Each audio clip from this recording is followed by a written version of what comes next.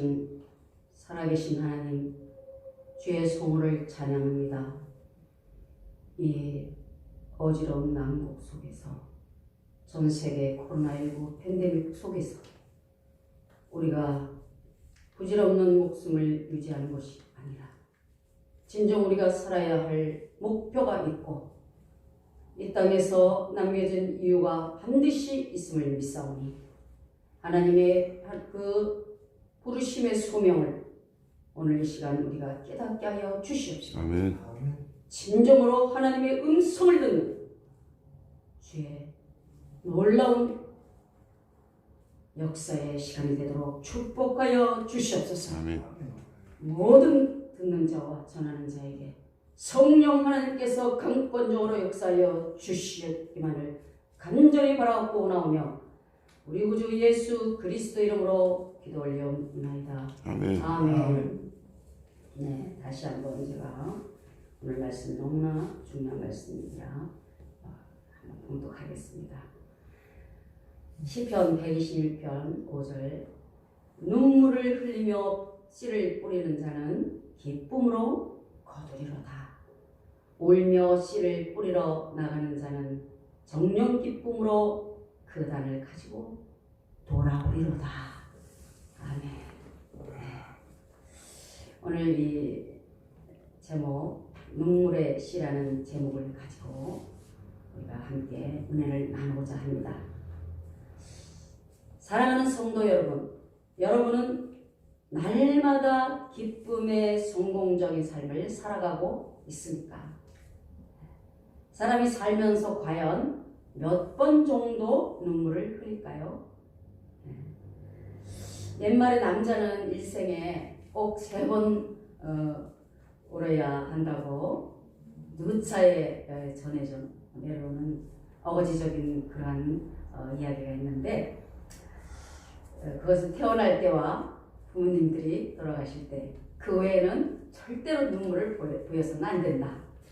참 이것은 어처구니 없는 말이라고 저는 생각합니다. 어린 아이들과 그 여자들 그런 사람들만 흘리는 상징적인 어떤 그런 나약성을 우리가 말을 하고 있어요. 그래서 남성 우월주의 사상에 찌들어 있었던 우리 나라는 옛부터 아주 이 남자는 절대로 눈물을 보이면 남자가 아니다. 그것이 결국 무엇입니까? 하나님의 뜻을 거스리고 하나님의 그 아름답게 창조하신 희로애락의 그 감성을, 그 아름다운 감성을 억지로 제재하면서 억누르게 했던 그런 아주 무지한 옛 그름이 아니었나 그런 생각을 한번 해봅니다.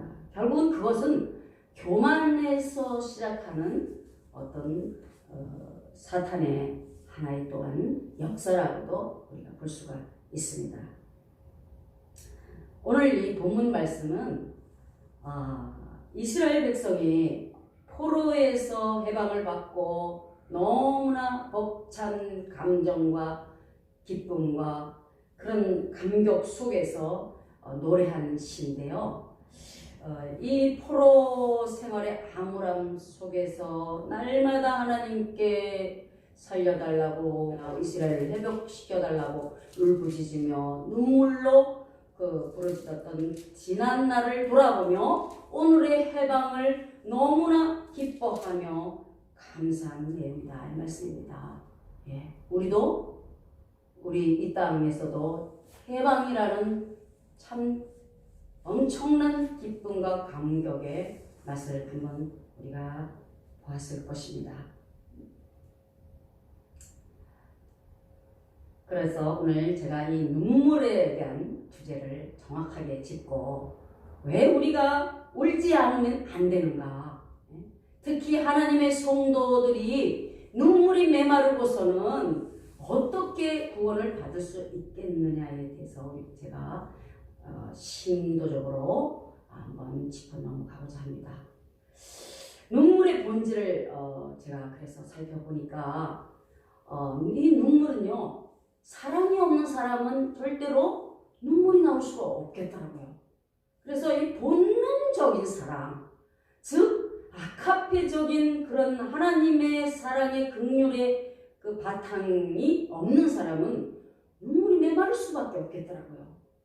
거의 범죄자들이 눈물이 없잖아요.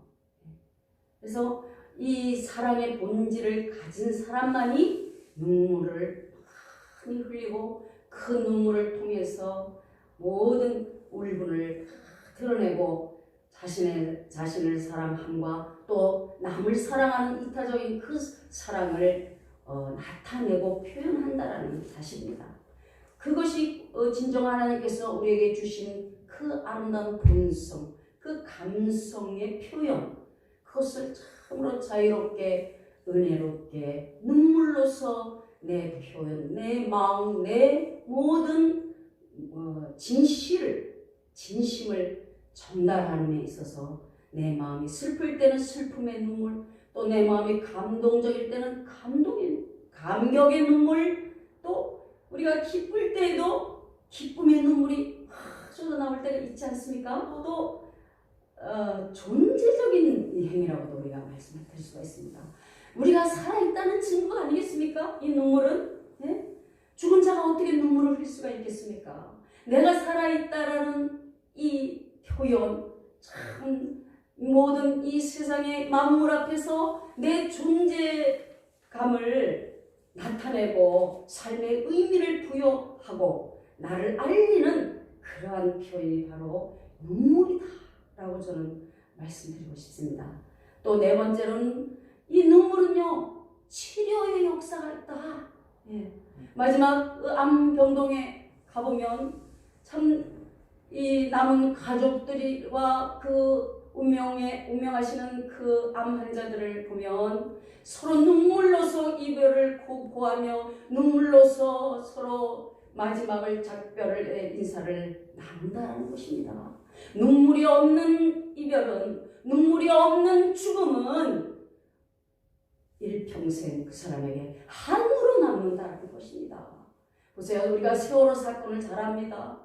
나중에 나오겠지만 그 사건을 봐도 그래도 그나마 시신을 찾은 분들은 그 시신을 보며 마지막의 모습을 보고 눈물로써 모든 것을 다 달래지만 시신조차도 찾지 못하는 분들은 아주 굉장히 그것이 영원한 한으로 가슴에 묻어야 된다는 사실. 저도 사실 조카가 군대에 가서 해군으로 지원을 했는데 갑자기 사람이 실종이 돼버린 거예요. 배 안에서. 밖에 떨어져 죽은 거지 뭐 시신이 없는데요. 누가 밀었는지 어떻게 됐는지 모르는 원인 모를 죽음을 당했는데 그 시신을 찾지를 못하니까 지금까지도 제 가슴 속에 아직까지도 그 한이 맺혀서 생각만 하면 눈물이 나고 일평생 지워지지가 않는 그 슬픔 속에 있다라는 것입니다. 그래서 이 눈물을 흘리는 것은 우리가 진정으로 치유가 된다는 것입니다. 정말 스트레스 받았을 때도요, 실컷 한 6분 정도만 울으면 우리가 의학적으로도 모든 스트레스가 날아간다는 그런 증명이 있습니다. 또한 자각적인 양심, 이 눈물은 그 양심을 나타나면서 우리가 하나님의 성도라면 우리가 죄 지을 때마다 우리가 잘못된 길을 갈 때마다 우리는 회심하고 뒤를 돌아보며 회개의 눈물을 흘린다는 것입니다. 그리고 변화가 될 수 있는 그 엄청난 능력을 우리는 이 눈물의 본질이라고 저는 말씀을 드리고 싶습니다. 그래서 이 눈물의 요인을 살펴보면 참으로 인간의 모든 감성을 먼 희로애락 속에서 생로병사를 줄 수가 있습니다. 많은 사람들이 실패와 좌절과 고난과 인간의 그 한계에 부딪힐 때에 눈물을 흘립니다. 참으로 분하고 억울하고 통회하는 눈물들을 많이 흘리죠. 왜 나는 안 될까? 왜 나는 실패만 거듭할까? 무엇이 문제일까? 돌아보게 됩니다. 이러다가 늙습니다. 늙으면 어떻습니까? 그 모든 것들이 허무함 속에서 회한에 차서 날마다 후회의 삶 속에서 눈물을 흘리게 되죠. 아, 내 인생에 다시 한 번 더 주어진다면 나는 이렇게 살지 않을 거야. 나는 정말 멋지게 살아갈 수 있을 거야. 한 번만 더. 그러나 우리가 인생에 있어서 리허설이라는 것이 있습니까? 두 번이라는 것이 있습니까? 절대로 없다라고 우리 성경에는 기록되고 있습니다. 또 그렇게 해서 결국은 이 땅에 이슬처럼 내 존재는 언제 왔다가 사라질지도 모르게 우리는 소멸해 불멍합니다. 그러한 죽음 앞에서 우리는 눈물을 흘립니다. 이 불의의 죽음, 9.11 테러 사건 앞에서 많은 사람들이 눈물을 흘리며 고통 속에서 가족의 시신을 바라보며 통회하는 눈물을 흘리죠. 세월호 사건도 마찬가지고요. 이러한 모든 또 그 육신의 이 질병 속에서 고통, 참으로 암 환자들을 제가 봤을 때 너무나 심한 고통 속에서 실험하며 비명을 지르며 죽어가는 모습들을 저는 봤습니다. 상상할 수 없는 뼈다귀밖에 안 남은 그런 가죽밖에 안 남은 그런 모습으로 결국은 죽어가며 고통스러워하는 그런 모습들을 저는 참으로 많이 보았습니다. 이 아기의 눈물은 어떻습니까? 본능적인 소통이죠. 태어나면서 우리는 남자가 정말 3번 울어야 되다가 이거는 울고 싶어 우는 것이 아니라 어쩔 수 없는 생명의 시작을 알리는 그런 눈물이라는 거죠. 예. 우리가 그런 면에서 제가 이 성경 안에서 참 귀한 예를 정말 하나님의 은혜의 사람들의 이 눈물을 통하여서 은혜 받은 그런 분들을 예로 몇 가지 예로 들어서 함께 은혜를 나누길 바랍니다. 먼저 애통의 눈물을 하나님께서 우리에게 받으신다는 거. 그 애통의 눈물은 바로 우리를 위로하시는데 마태복음 5장 4절에 애통하는 자는 복이 있나니 그들이 위로를 받을 것이며. 그래서 이 애통하는 자에게는 위로의 축복을 주신다. 애통하시길 주 이름으로 축원합니다. 애통하는 자에게 복을 주신다고 하셨는데 우리가 왜 애통하지 않고 왜 눈물을 억지로 참으려고 할 필요가 없다라는 것입니다. 하나님 앞에서는 우리가 울면 울수록 우는 자에게 뭐 준다고 그랬죠?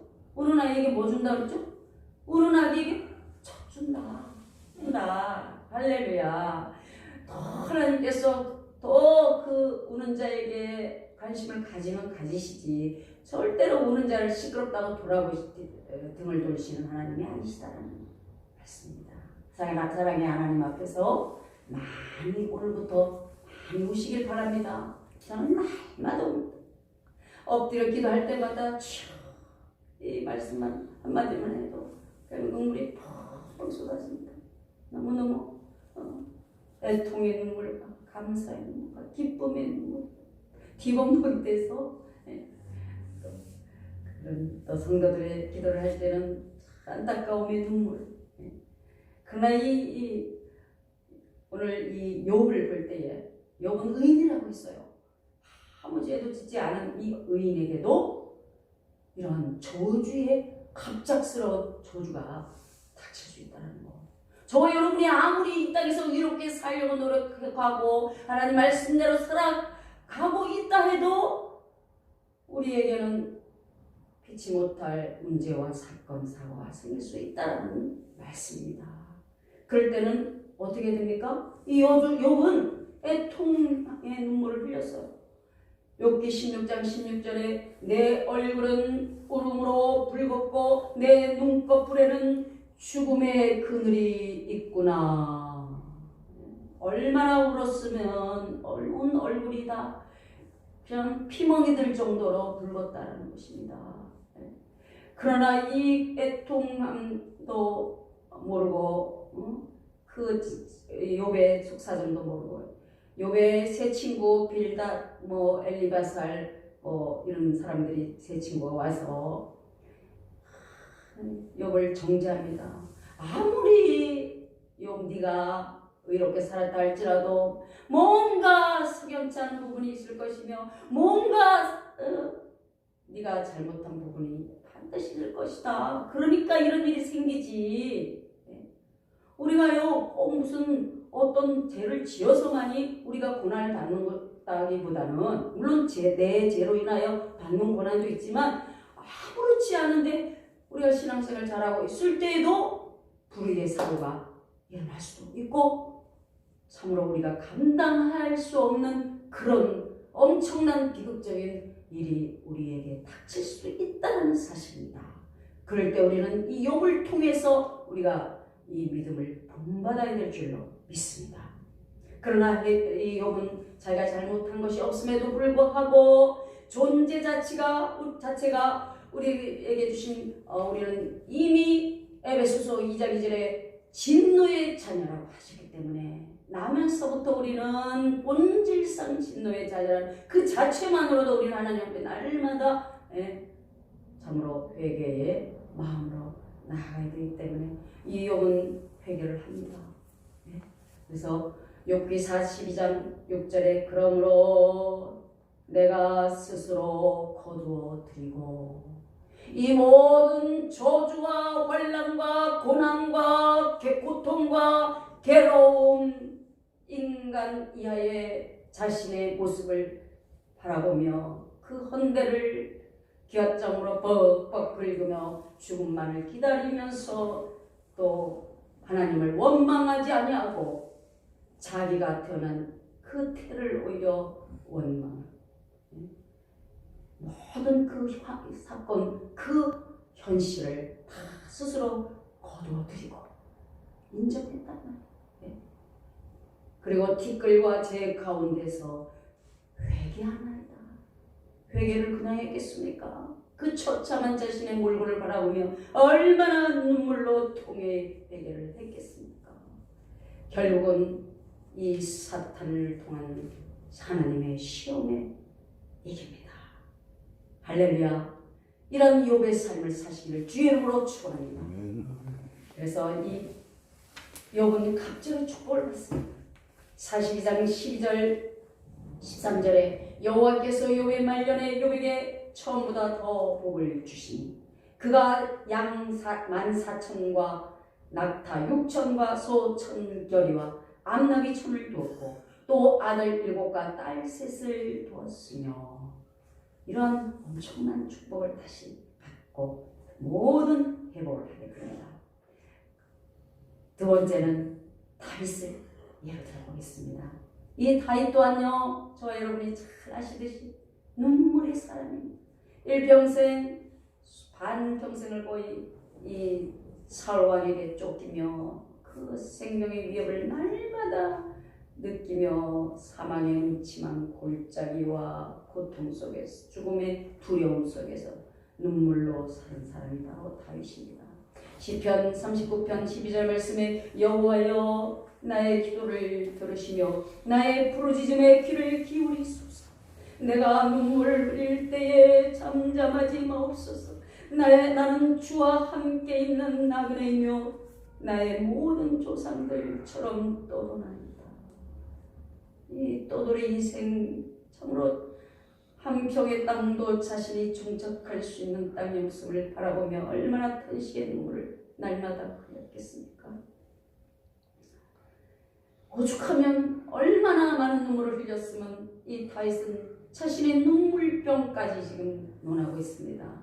나의 시편 56편 8절에 나의 유리 방황함을 주께서 계수하셨사오니 나의 눈물을 주의 병에 담으소서. 나의 눈물을 주의 병에 담으소서. 많은 눈물을 흘리고 주의 병에 여러분들의 눈물이 많이 담겨져서 나중에 잘했다 칭찬받는 여러분이 되시기를 주의 이름으로 축원합니다. 하나님께서는 이 다윗의 눈물을 보시고 결국은 유다 왕으로 삼으시는 엄청난 축복을 주십니다. 사무엘하 2장 4절에 유다 사람들이 와서 거기서 다윗에게 기름을 부어 유다 족속의 왕으로 삼더라. 할렐루야. 세 번째는 히스기야 왕을 말씀드리고 싶습니다. 이 히스기야 왕 또한 눈물의 왕이었습니다. 이사야서 38장 2절에서 보면 히스기야가 얼굴을 벽으로 향하고 여호와께 기도하여 이르되, 이 히스기야가 너무나 다윗 이래 이후에 최고의 왕이었다고 하나님께서 칭찬하실 정도로 하나님 말씀대로 순복하며 살고 하나님이 동행하시는 삶을 살았는데도 갑자기 죽음의 그림자가 닥쳐온 거예요. 하나님께서 왜 갑자기 이 멀쩡하게 하나님의 사랑하시는 왕을 죽이려고 하시겠습니까? 이 모든 것은요, 하나님께서 이 히스기야의 믿음을 보시려고, 저와 여러분에게 오늘도 닥치는 모든 환난과 연단은 저와 여러분의 믿음을 보시려고 하나님께서 주신다는 사실을 우리는 항상 직시하셔야 될 줄로 믿습니다. 그래서 이 히스기야 왕이 죽음 앞에서 통곡의 눈물을 흘립니다. 여호와여, 구하오니 내가 주 앞에서 진실과 전심으로 행하며 주의 목전에서 선하게 행한 것을 기억하옵소서 하고 히스기야가 심히 통곡하니, 눈물이 메마른 자들은요 감동이 없습니다. 눈물을 흘리시기 바랍니다. 이 히스기야의 눈물 앞에 하나님은 엄청난 역사의 축복을 하십니다. 이사야서 38장 5절에 너는 가서, 너는 누굽니까? 이사야입니다. 히스기야에게 이르기를, 내 조상 다윗의 하나님 여호와께서 이같이 말씀하시기를, 내가 내 기도를 들었고 그 통곡의 눈물의 기도를 들었고 내 눈물을 보았노라. 할렐루야. 내가 내 수완에 15년을 더하고, 이 말씀 15년을 더 살게 하신다. 수명도 연장시켜 주시는 하나님, 그 증표로 이 히스기야 왕이 묻습니다. 이것을 내게 증표로 보이소서. 내가 지금 죽게 생겼는데 그 말을 믿으라고 하신다면, 그래서 이사야가 무슨 증표를 보랴 하니까, 해 그림자를 10도 뒤로 물러가게 하소서. 할렐루야. 지구 역사상 나사에서 발견이 됐습니다. 지구 역사상 해가 뒤로 물러간 적이 있었답니다. 네. 여호수아 10장 보면 여호수아도 이 기브온 전쟁에서 다스방들과 싸울 때에, 태양아 너는 멈추고 달아 너는 아볼론 골짜기에 멈춰라 했던 그 엄청난 믿음의 기도의 역사가 그때 정말 과학적으로 증명이 됐습니다. 태양도 멈추고 달이 멈췄던 때가 있었다. 하나님 살아계십니다. 할렐루야. 하나님은 기적의 하나님이십니다. 하나님은 여러분의 모든 기도를 응답하시는 사랑의 하나님이심을 믿고 오늘부터 울고 날마다 통곡하고 기도하시기를 주의 이름으로 부탁드립니다. 네. 할렐루야. 네 번째는 베드로의 통곡. 야, 참 우리가 생각하기에는요, 이 베드로는 용서받을 수가 없어요. 정말 기가 막힌 일이죠. 정말 이 성경 안에서 가장 중요한 이 메시지를 남긴 주는 그리스도시요 살아계신 하나님의 아들이시니다. 예수가 그리스도임을 증명한 그 놀라운 역사의 말을 한 사람이 베드로였는데요. 그 죽음 앞에 그렇게 나약한 무지하고 참으로 부끄러운 그런 행동을, 그것이 결국은 아무리 우리가 믿음이 지금 좋은 것처럼 주여 주여 부르짖어도 이 베드로와 같이 하나님을 부인할 수도 있다라는 거, 죄를 지을 수 있다라는 거, 우리의 나약함이 항상 드러날 수 있다라는 사실입니다. 그러나 이 베드로는 어떻게 했습니까? 첫 닭 우는 소리를 듣자마자 주님의 말씀이 생각이 났습니다. 마태복음 26장 75절에 이에 베드로가 예수의 말씀에 닭 울기 전에 내가 3번 나를 부인하리라. 그 말씀이 생각나서 밖에 나가서 심히 통곡하니라. 우리가 회개를요, 그냥 주여 잘못했어요, 주여 다시는 안 그럴게요, 그것도 물론 뭐 회개가 아닌 건 아니지만 그러나 진정성이 좀 있어야 된다. 우리는 하나님 앞에 정말 하나님 앞에서 정말 대충 이렇게 막 무슨 뭐 구렁이 담 넘어가듯이, 저도 그런 적 가끔 있어요. 바쁘다 보면 아버지 잘못했어요 이러고 넘어가는데, 물론 그것도 뭐 성령 딸마다 충만할 때는 괜찮아요. 그런데 성령 충만하지 않고 죄를 엄청난 죄를 지어 놓고도 진정성 있는 회개를, 눈물의 회개를 하지 않고 그런 식으로 넘어간다면 그것은 올바른 회개가 아닐 줄로 생각합니다. 그럴 때는 진정한 통곡, 하나님 앞에 자복하는 그런 이 베드로의 모습, 참 뒤에 아이러니하게도 참 재밌게도 닭을 그 위에다 딱 세워놨잖아요 지금. 그 바깥에 나가서 통회하는 베드로의 모습이 바로 우리의 모습이 아닌가, 바로 저의 모습이 아닌가, 그거 돌아봅니다. 하나님께, 그리스도께서는 베드로를 또한 이 통회에 자복해 눈물의 기도를 들으시고 회복시키십니다. 요한복음 1장 19절 말씀에 이 말씀을 하시면 베드로가 어떤 죽음으로 하나님께 영광을 돌릴 것을 가르치십니다. 베드로야, 너는 네 뜻대로 살지 못한다. 내가 너를 묶어서 띠를 띠고 끌고 다닐 것이다. 이 말씀을 이 전절에 하십니다. 그리고서는 베드로에게 이르시되 나를 따르라. 할렐루야. 회개하는 자에게 다시금 회복을 시키시고 주 그리스도를 따르는 축복의 자리에 다시금 있게 하신다 라는 말씀입니다.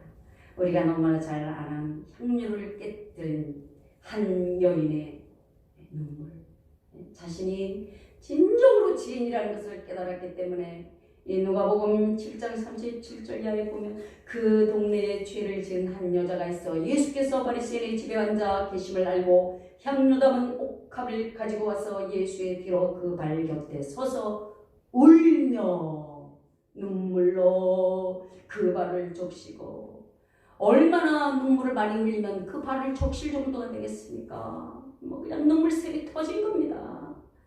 그리고 그 눈물을 통해서 자신의 머리카락을 통해서 그 발을 닦습니다. 그리고 그 발에 입 맞추고 닦고 나서 입을 맞추고 그 값비싼 나디향을 단번에 깨트려서 그리스도의 발에, 머리에 뿌립니다. 참 멋지죠? 우리는 얼마나 우리의 재물 앞에 벌벌 떨고 하나님 앞에 얼마나 인색한 삶을 삽니까? 세상 거 다 하고 즐기고 다니면서 하나님께 바치는 헌금 너무나 우리가 인색하고, 또 선을 행하는 것에는 인색하고, 남에게 나누어주는 것에 너무나 인색하고, 그런 삶을 살아오지는 않았는지요. 그 눈물의 회개 앞에 우리 그리스도께서는 엄청난 축복을 하십니다. 누가복음 7장 47절에 이러므로 내가 네게 말하노니 그의 많은 죄가 사여졌도다. 이는 그의 사람이 많음이라 사함을 받은 일이 적은 자는 적게 사랑하느니라. 이에 여자에게 이르시되 내 죄 사함을 받았느니라 하시니. 할렐루야. 진정으로 오늘부터 나의 가장 귀한 옥합을 하나님께 드리시기를 주의 이름으로 축원합니다. 여섯 번째, 진정으로 제가 드리고 싶은 오늘의 말씀, 그리스도의 참 사랑의 눈물을 전하고 싶습니다. 요한복음 11장 35절에 보니까 하나님이신 그분이, 그 위대하시고 전능하신 분이 이 보잘것없는 벌러지만도 못한 인간들을 위해서 우시는 모습 아낌없이 부끄럼 없이 보여주십니다.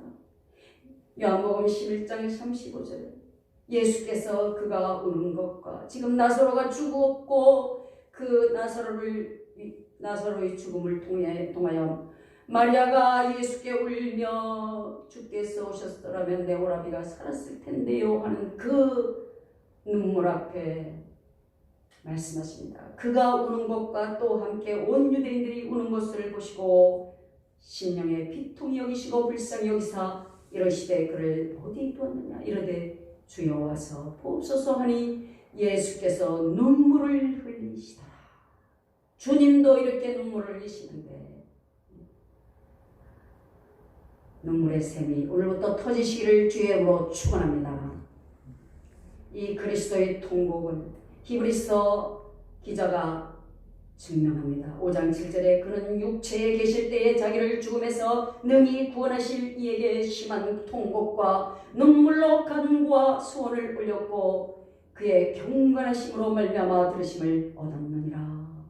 그리스도도 심한 통곡과 눈물로 자신의 십자가를 위하여 간구하셨고 그 죽음 앞에 하나님께 기도를 드렸다는 것입니다.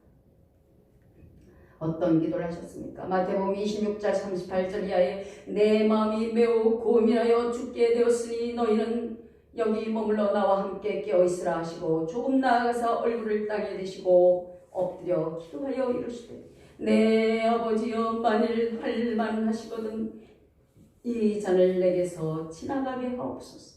그러나 나의 원대로 마시옵고 아버지의 원대로 하옵소서.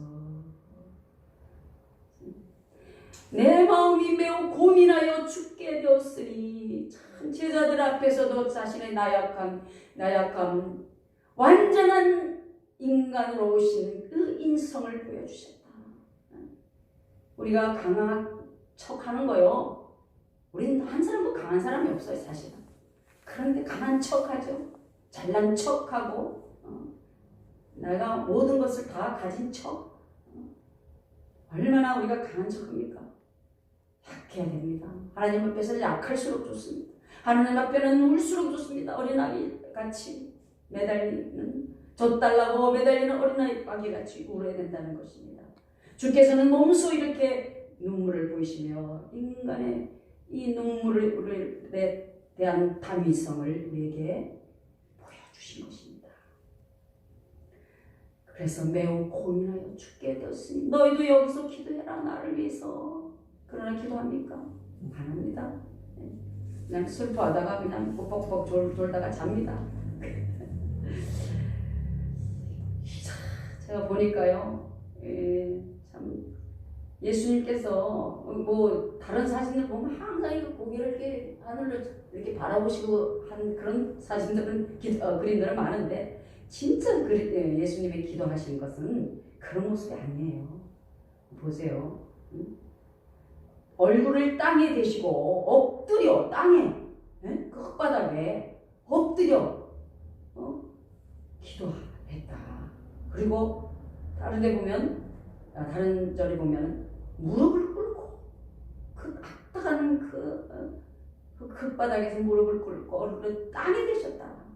이 모습을 제가 거의 가장 흡사한 그림이라고 생각해서 제가 한번 골라봤습니다. 이런 모습으로 얼마나 애통하셨겠습니까? 누가복음 22장 44절에 예수께서 힘쓰고 애써 더욱 간절히 기도하니 땀이 땅에 떨어지는 핏방울같이 되더라. 눈물은 없었겠습니까? 뭐 너무 많은 눈물과 그 땀을 흘리시다 보니까 피가 나올 정도로 그렇게 간절한 기도를 하셨다. 십자가 위에서는 울지 않으셨겠습니까? 그 고통을 인간이 받아야 할 모든 고통을 똑같이 받으셨는데 그 아픔의 고통 얼마나 그 많은 눈에서 눈물 온몸에서 피와 물이 다 쏟아졌다고 하셨잖아요. 그러니까 이 구멍이란 구멍 위에서 다 물과 피가 다 쏟아진 거죠. 참 처절한 십자가를 우리가 다시 한번 생각하며 진정으로 감사의 눈물의 기도를 드려야 될 줄로 믿습니다. 그러나 이 처절한 십자가로 끝난 것이 아닙니다. 그리스도께서는 3일 만에 부활하셨습니다. 할렐루야. 저와 여러분을 구원하시기 위해서 그분은 저와 여러분에게 영원한 생명을 주시기 위해서 완전한 승리를 하셨다. 음부로 피하시고 완전한 승리를 하셨다. 승리하신 그리스도를 찬송하며 이제부터 날마다 눈물의 기도로 감사하시기를 주여 부탁드립니다. 그리고 장차 반드시 가까운 시일에 강림하심을 우리에게 알려주십니다. 데살로니가전서 4장 16절에 주께서 호령과 천사장의 소리와 하나님의 나팔 소리로 친히 하늘로부터 강림하시니 그리스도 안에서 죽은 자들이 먼저 일어나고 그 후에 우리 살아남은 자들도 그들과 함께 구름 속으로 끌어올려 공중에서 주를 영접하게 하시리니 그리하여 우리가 항상 주와 함께 있으리라. 할렐루야.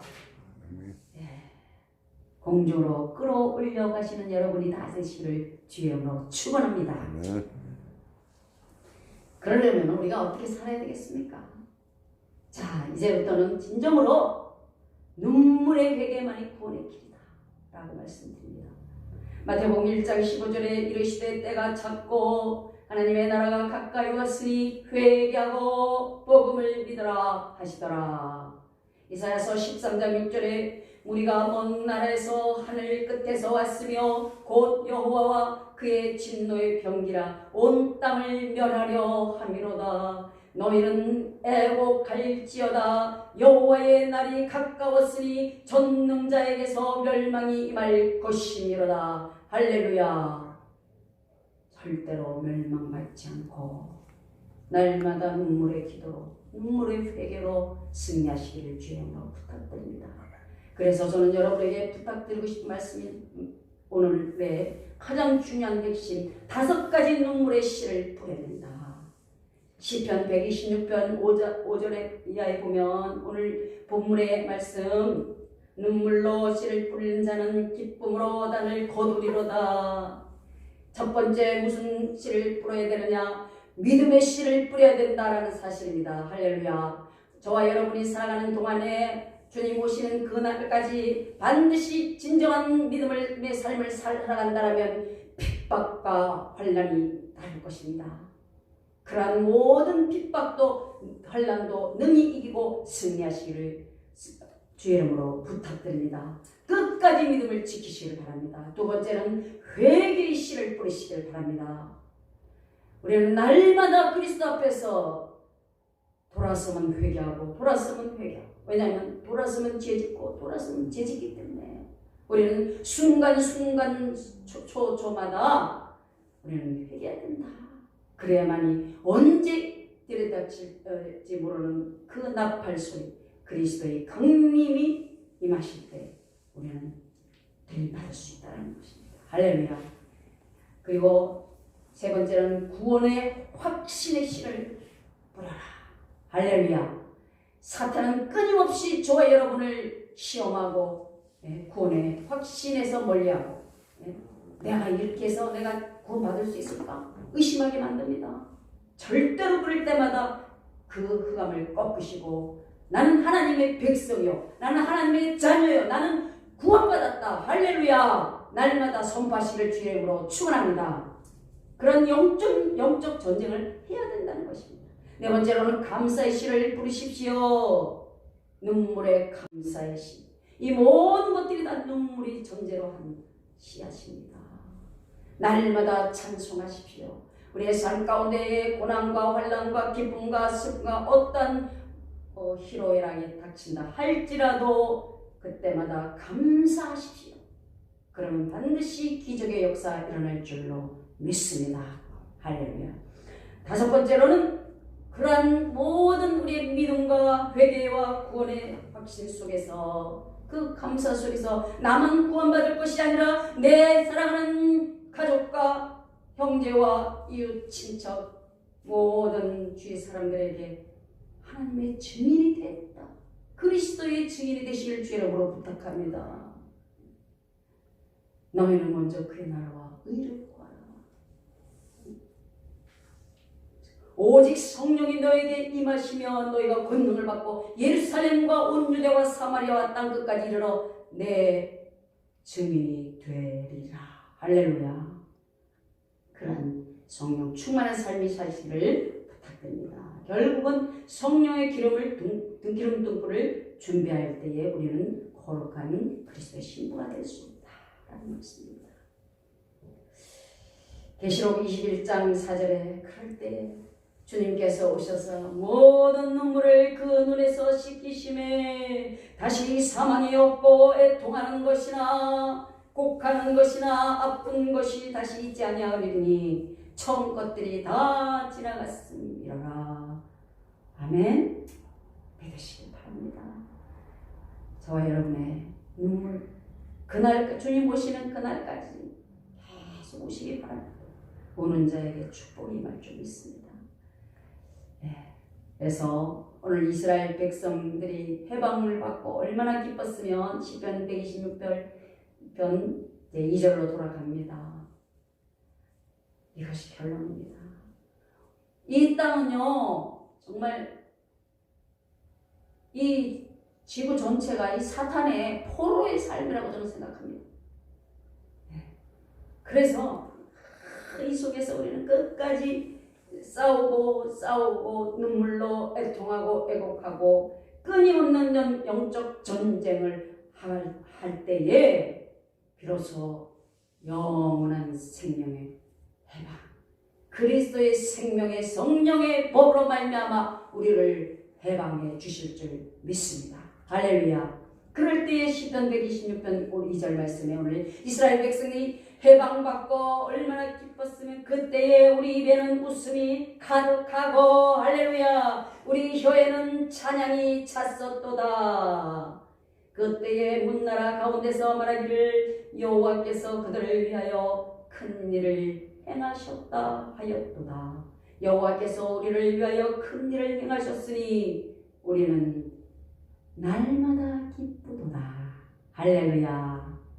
이런 삶이 반드시 저와 여러분의 삶에 임하시기를 살아계신 우리 구주 예수 그리스도 다시 오실 그분의 이름으로 축원드립니다. 아멘. 기도하겠습니다.